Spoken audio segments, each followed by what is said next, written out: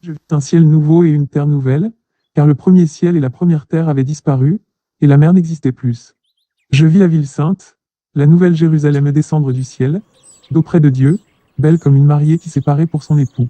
Et j'entendis une forte voix, venant du trône, qui disait, Voici la tente de Dieu avec les hommes, il habitera avec eux, ils seront ses peuples et lui, Dieu avec eux, sera leur Dieu. Il essuiera toute larme de leurs yeux, la mort ne sera plus et il n'y aura plus ni deuil ni plainte ni souffrance, car ce qui était autrefois a définitivement disparu. Alors celui qui siège sur le trône déclara, Voici, je renouvelle toutes choses. Il ajouta, Écris que ces paroles sont vraies et entièrement dignes de confiance. Puis il me dit, C'en est fait. Je suis l'alpha et l'oméa, le commencement et le but.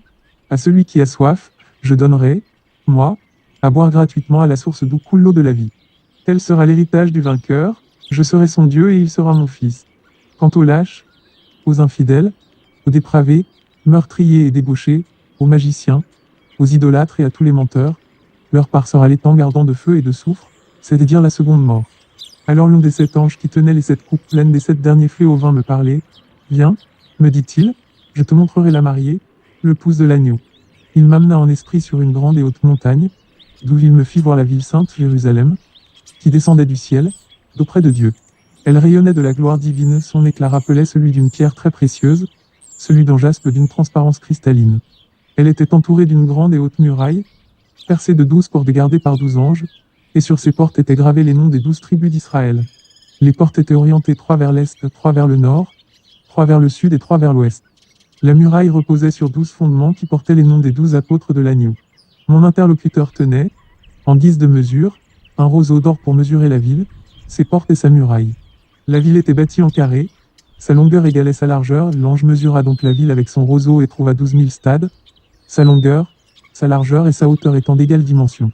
Il mesura aussi la muraille et trouva 144 coudées, d'après la mesure humaine employée par l'ange. La muraille était construite en jaspe. La ville elle-même était d'or pur, transparent comme du cristal pur. Les fondements de la muraille de la ville étaient ornés de toutes sortes de pierres précieuses, le premier de jaspe, le second de saphir, le troisième de halcédoine, le quatrième d'émeraude, le cinquième de sardoine, le sixième de cornaline, le septième de chrysolite, le huitième de béryl, le neuvième de topaze, le 10e de chrysoprase, le 11e de turquoise, le 12e d'améthyste. Les 12 portes étaient 12 perles, chaque porte était faite d'une seule perle, l'avenue principale de la ville était d'or pur, transparent comme du cristal. Je ne vis aucun temple dans la ville, son temple, c'est le Seigneur, le Dieu Tout-Puissant, ainsi que l'agneau. La ville n'a besoin ni du soleil ni de la lune pour l'éclairer, car la gloire de Dieu l'illumine et l'agneau lui tient lieu de lampe. Les nations marcheront à sa lumière et les rois de la terre viendront lui apporter leur gloire. Tout au long du jour, les portes de la ville resteront ouvertes, car il n'y aura plus de nuit. On y apportera tout ce qui fait la gloire et l'honneur des nations.